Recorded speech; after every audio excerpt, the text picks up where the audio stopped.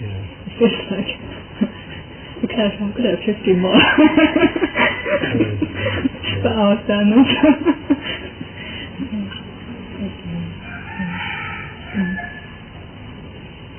No, but with the Kilesas it feels almost like I feel just that kind of battle between kind of letting metta win or the Dhamma win and having Kilesas telling me no. The kind of battle inside between Dhamma and Kilesa, and it feels like I'm away all the time. If one's trying, it goes on all the time. The point that it's more intense. It feels like almost like if I go away of the Kilesas, it's easier, It just feels like. And the other way, it just rips me apart. There's always, when one's trying to overcome the Kilesas, there's always a battle. It's always a fight going on. And because of that, one can assess if one's getting trouble, like the Kilesas coming up all the time. There's a reason. And the reason is that one's trying to do something about them. The enemy doesn't attack in this case unless one's attacking the enemy. If you're giving way to the Kilesas, it's nice and easy. But it doesn't help. It doesn't go in the right direction. Whereas if one doesn't go the way of the Kilesas, then one has all sorts of troubles and difficulties coming up. Because of that, when one finds difficulty in the practice, one shouldn't be too downhearted, because it means that one's actually got something to work on, something to do. You've got something to overcome there. You've got work to do. And if you do that work, one will gain by it too. One can gain. So it's hard. It's easy.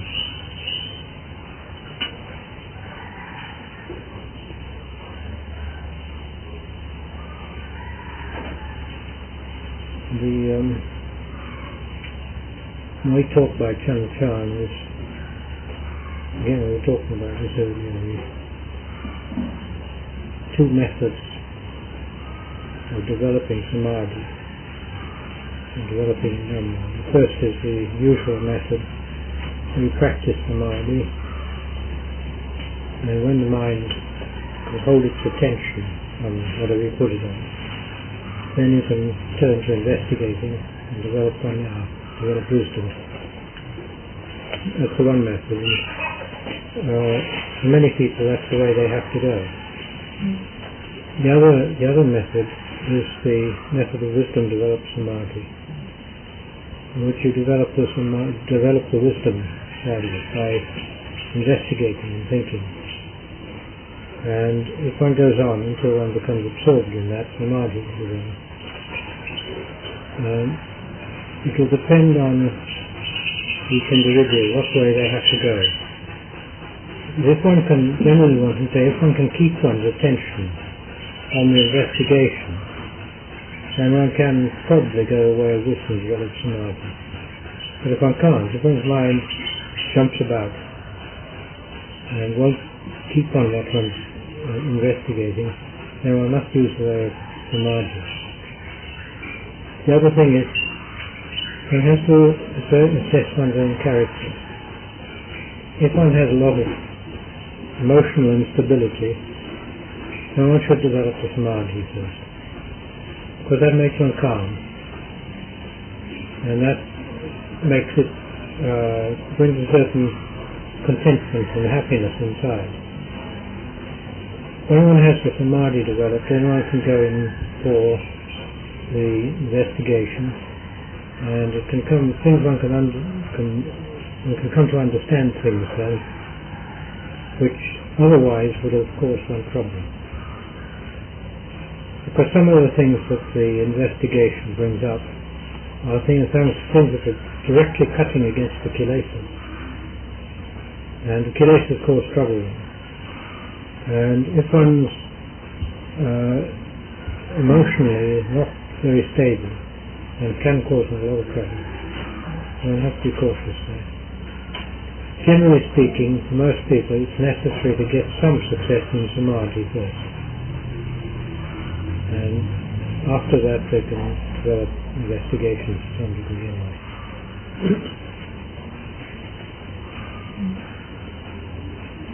The samādhi is the thing that brings one an initial state of calm, feeling of contentment and happiness. And that is valuable. No doubt about it, it's valuable. If then one can turn and do the wisdom practice, that cuts the kilesas, and gets rid of them gradually. And that's where the real work begins. It is the kilesas are the real work, and the way of Dhamma. You're getting rid of those kilesas, destroying them.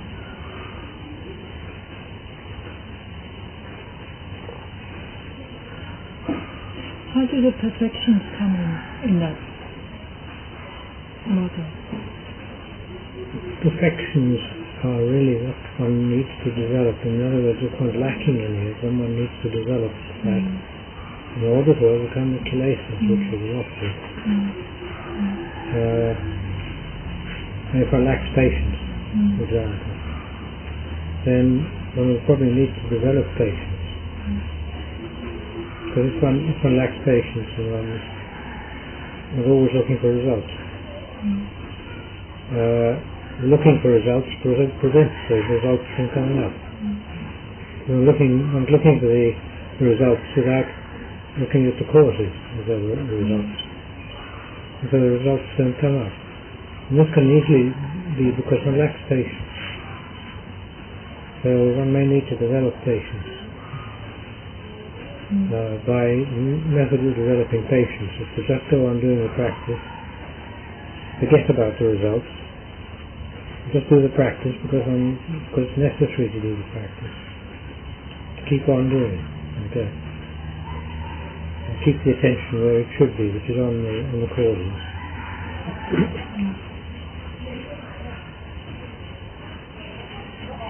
I mean, other things like the perfection, generosity, if that's lacking, probability is when one turns to do the practice, when one will be thinking about one's possessions all the time. You can't get them out of one's mind. If one practices generosity, one's tight hold on one's possessions is loose. Doesn't hold tight to things.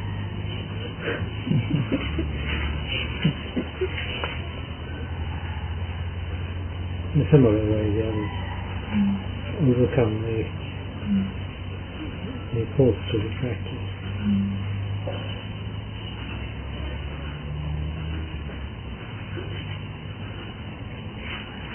Really speaking, when one looks at it, the way of Dhamma is quite logical, quite straightforward. There's good reasons behind the whole of it. Not just an arbitrary teaching at all.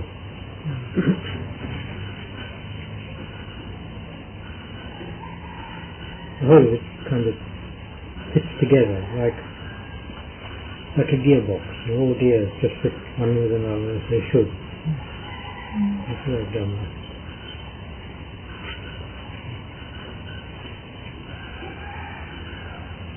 What are the other generosity, patience, generosity and patience. Sila.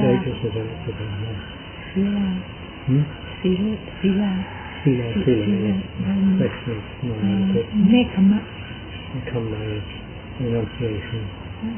Metta.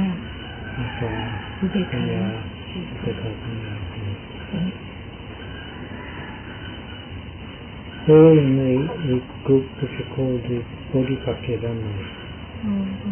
37, isn't it? 37 Bodhipakya Dhammas. The factors pertaining to enlightenment. Nibbana. I thought there were just 7.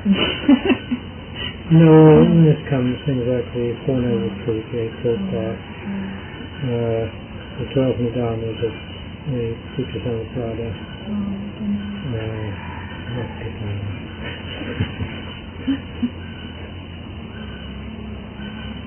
But when one does the practice, I find one tends to forgetful.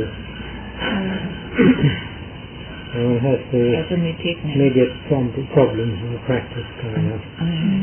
So although it is useful to look back at the books every now and then, to just check up on things, it's worth doing. One shouldn't throw the books away. They're valuable. But nor should one be looking at them all the time. Otherwise, too much.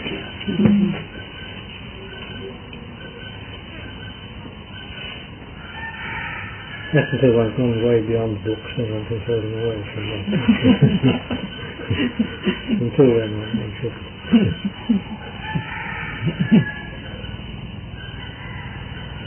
Also, one must understand that in the books it doesn't tell you everything. The Sutta-Pitaka is very valuable, but it's the bare bones of the situation. We've got to put the flesh on it ourselves. It gives one the sort of basis. But we've got to do the work to make that into something real, instead of just being a lot of text.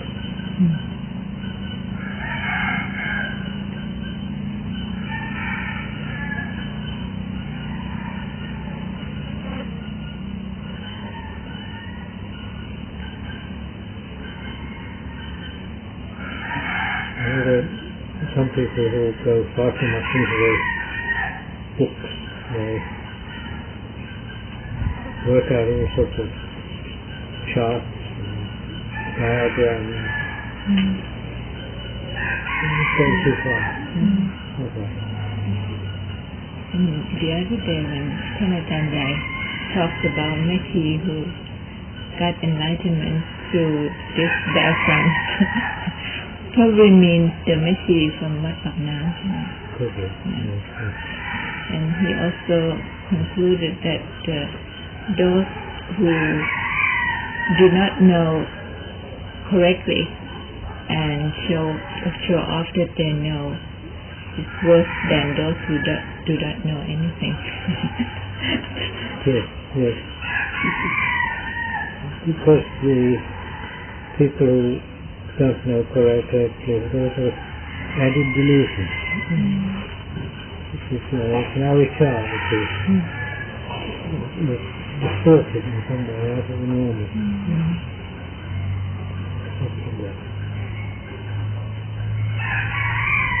So I find it can sometimes point out things to one, where one reads, and thinks, oh, maybe, that I'm lacking there, even sometimes one can get a hint from it.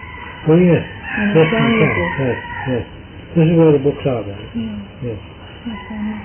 One can read things and sort of refer to oneself. This is the right word, to refer to oneself, and refer to one's own experience, and do I understand that? If not, what does it mean? And one sees things in the suttas and one asks, well, have I done that or not? But one must be strictly honest with oneself. That's also necessary. It's very interesting to me because I'm reading a book from Indian, he was Indian, but he lived, I think, thousands, Shantideva, and he wrote a book. It's called A Guide to the Bodhisattva's Way of Life, and it's actually a description of his practice, so I never understood it. And I've read it many times, and I felt like, okay, a valuable thing from it. And at the moment, it feels like my practice, I understand it much better than the practice, and we talk reflects in that so completely. And there's so many hints about what one can actually do to meet that obstacle in the practice. Very practical, isn't it? And so a person can also, it's a lot about dealing with how to deal with anger and how things come up. It's lots of kind of his way, I think, which he found helpful. True. One will find most of that in the suttas. He's taking everything from the suttas, so he's quite authentic. Must be there if you look for it in the suttas. methods of doing things, there's a lot in it. The trouble is there's so much that one has to search through to find it.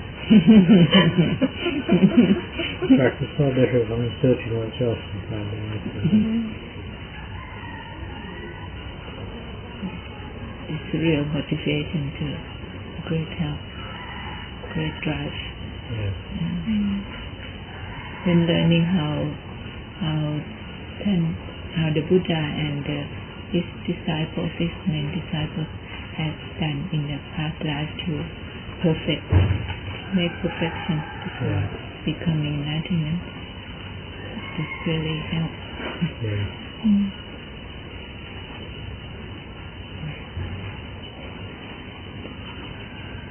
Especially when one feels desperate and some difficulties in practice.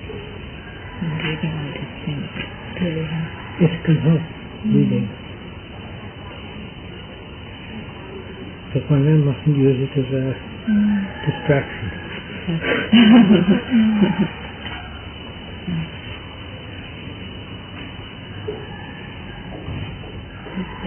Moderation is not easy Yes. to find.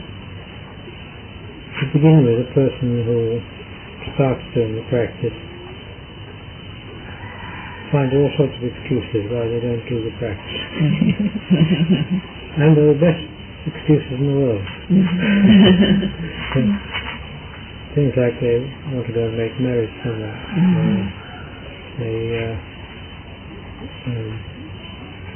If they go walking, for instance, they might disturb someone else. All sorts of things like that. The motives are perfectly good.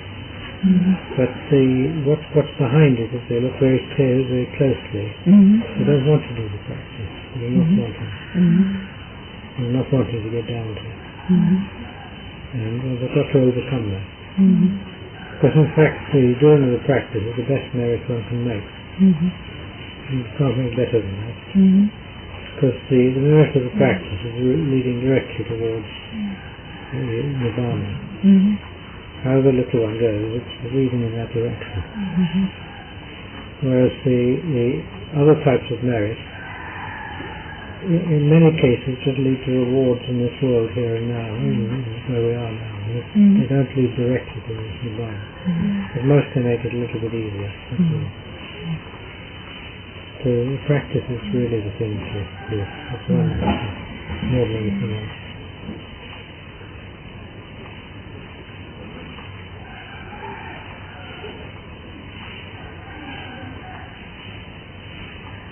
And I've got the advantage in Buddhism that the way is there, clearly. In other religions in general, they don't have the way. It's not clearly set out. They sort of stumble along in the dark. I don't know, in Buddhism it's not, it's clear. There are different ways in Buddhism for different characters. Different characteristics of people, and they require different ways to suit them. Like there's a Japanese form of Buddhism, which actually it has the biggest following in the whole world, Nichiren Buddhism. And they just use chanting one.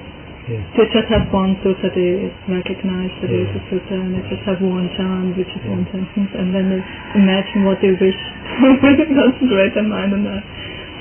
Ajahn Man was asked, what is the test of whether something is Buddhist or not? And he said, if it teaches the Four Noble Truths, it's Buddhist.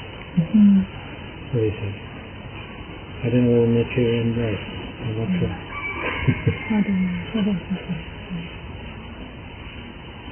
And from the sutra of the Queen Mother of the Buddha, they asked what is the true, or somebody who come to ask the Buddha, what is the best religion in the world? And he answered that the religion that has the Eightfold Path and about the Four Noble Truths. Yes.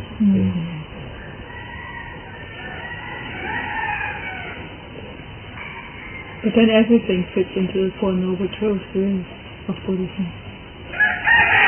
Isn't it? Yes, but the thing is, although it fits into them, the teaching is not, you don't find it outside Buddhism. And then the Four Noble Truths encompass everything. But that's for a person who's practicing to find out. If you take other religions, you won't find that teaching.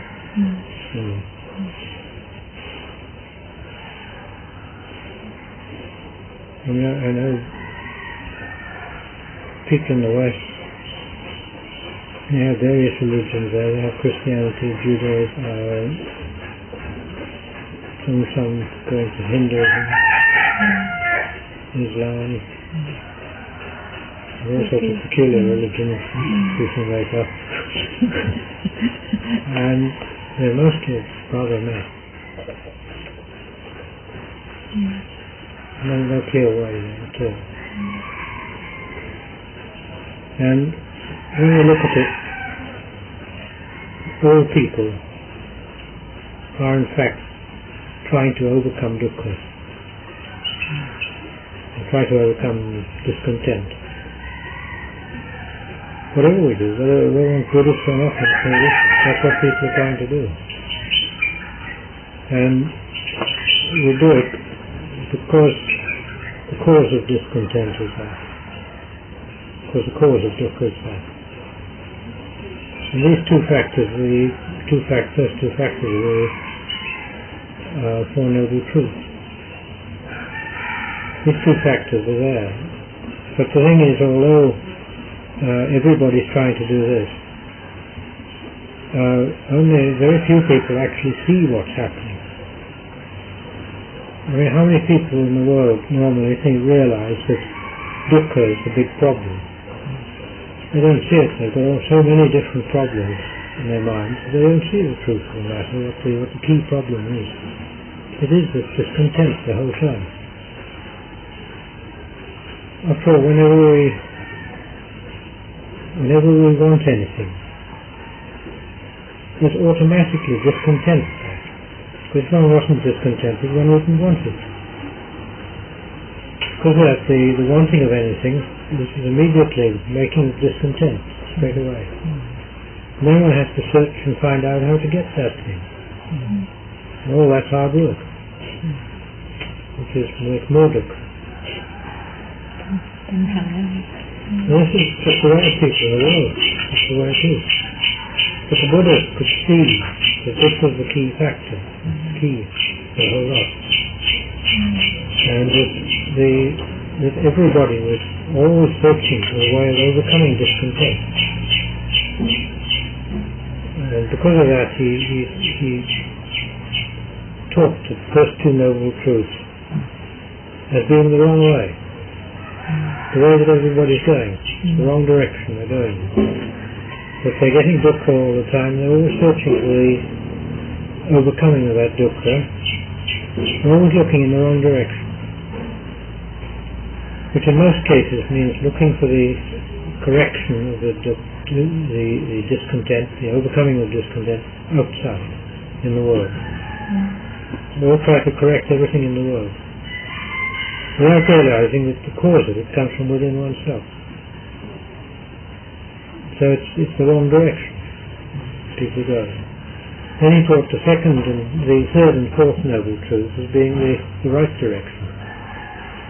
The third is the overcoming of the discontent, leading to nirodha, cessation of discontent, cessation of dukkha. And he taught the cause of that, which is the Eightfold Path. It's cause and effect in both cases. The one is the wrong path, the other is the right path.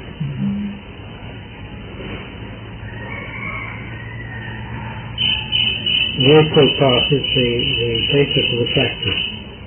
But one shouldn't, when I think the Eightfold Path, one shouldn't just think of it as something where you practice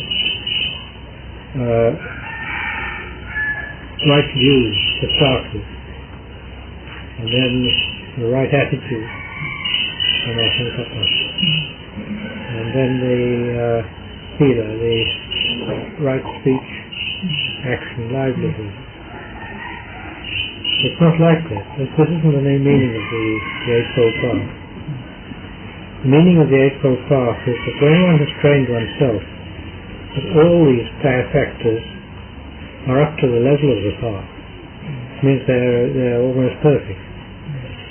Then all the factors of the path come together to make path moment, which is Sotapanna, or Sakadayana, or whatever it is. That's all these factors come together. That's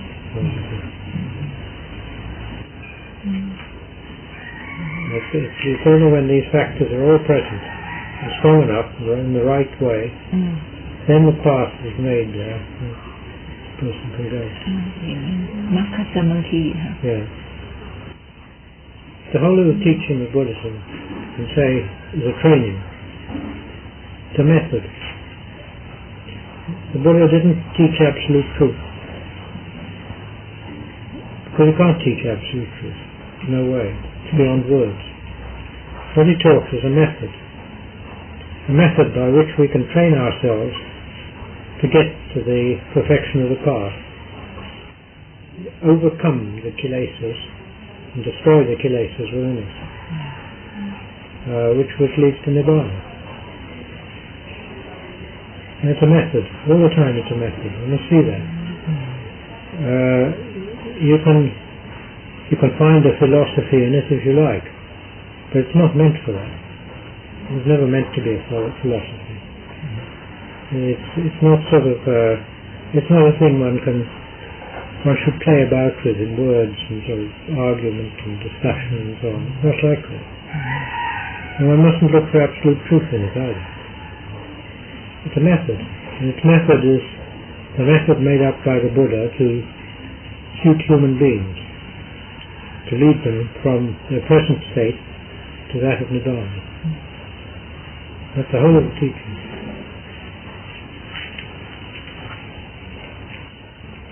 And because of that, it's open to everybody to take up that method as they see fit, according to their own character, and to, where necessary in their own character, perhaps modify it a little bit here or there, to suit themselves. Find out, because this is the way of karmatana. When one's doing the practice, one finds problems coming up, and you can't find the answers to those problems in the book. No book's got them in, because they're individual things. Then one must search and find with what resources one's got, how to overcome that in one's own way. And this is what we have to do. How can one safeguard oneself that one doesn't come up with a solution which just fits the Kilesas? You can't, but then one makes mistakes, and later if one looks back one will probably see. That's all. I mean, we've always got Kilesas coming up all the time, and we're caught by them time after time. And the only thing we can do is to try and realize it with mindfulness, to recollect and see what happens. Realize, I was caught by them. Just be more careful next time. So,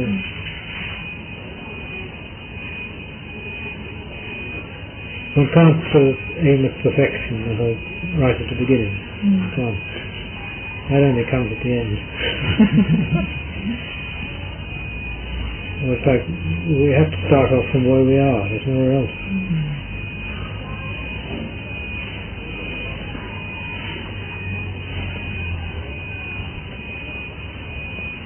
But the trouble in Buddhism is that there's no the noble path is there and the eightfold path is there, but there's nobody to explain correctly what they are. You see, it takes just some special master to explain it. So that's the problem of the religion today. Yes, it's true. Yes. To some extent that's true. Yeah.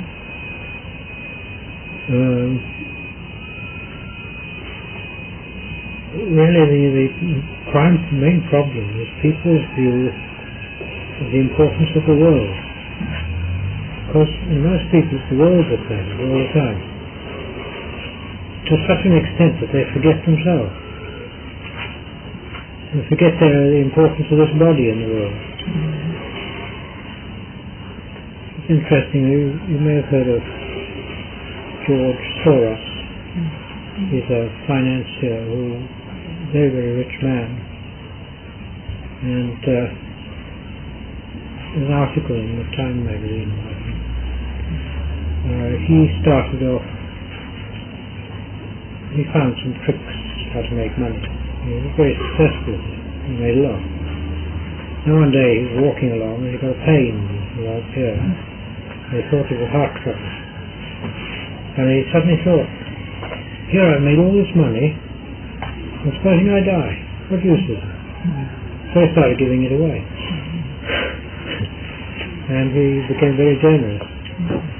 It's like this. Most people, even if they got the heart trouble, they wouldn't think of giving it away. They just think about the value of that in the world all the time. Remarkable as he did. It's quite amazing. After all, when one dies, what's left? All one's goods, all one's bits and pieces, all one's money, whole lot, all gone. All gone, whole lot. And all one's left with is one karma. Good or bad, it may be.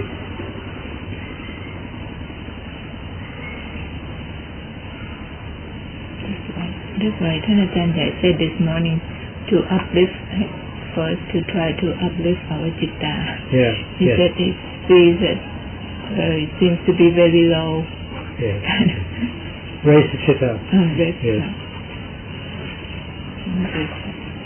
If you've been able to look into the past life, just starting just like Pawan, going outside from if one wants to raise the citta up, the right way to raise it up is first by the practice, and secondly by the way one thinks. What's one's thoughts? Thoughts are very important. Most people think that feeling is important, because feeling brings us dukkha, or sukha, as the case may be. But feeling is a result of karma, not the karma itself. Whereas thought makes the karma, that is karma. It's so easy to think. We think about things, this, that, all the time. And we don't realize when we're thinking that we're making karma all the time. And one should look where one's thoughts go, and what sort of karma is one making. And learn to review your thoughts. Important. Just to check, what have I been thinking about? Where's my mind been? What's it been doing? I mean, we have to check our actions and make sure our actions are good, but we don't break sila there. Actions and speech. When we come to thoughts, we usually let the mind go pretty wild. The thoughts are not sila, they're not morality. Thoughts come under the level of samādhi.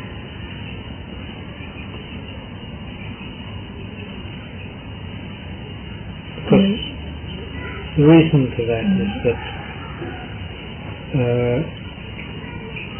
action and speech are what affect us as far as the world goes. They're what affect the world. They're what relate to other people. If those are correct, things are correct at the level of the world. Whereas our thoughts are personal.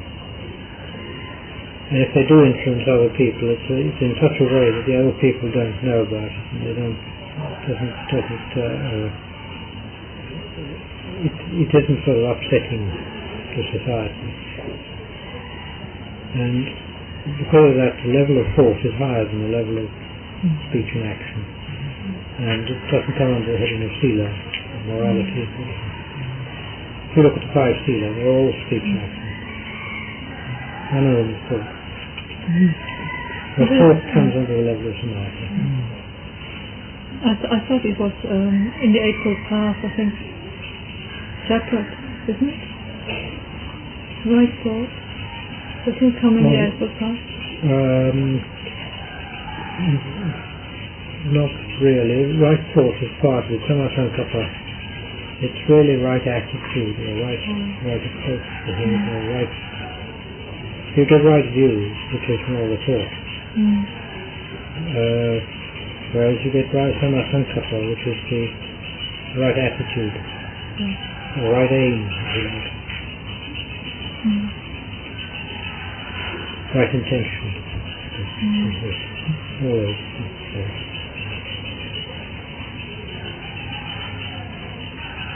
What's other input? I think I better be off because they're shaving. Oh, yes. Yeah,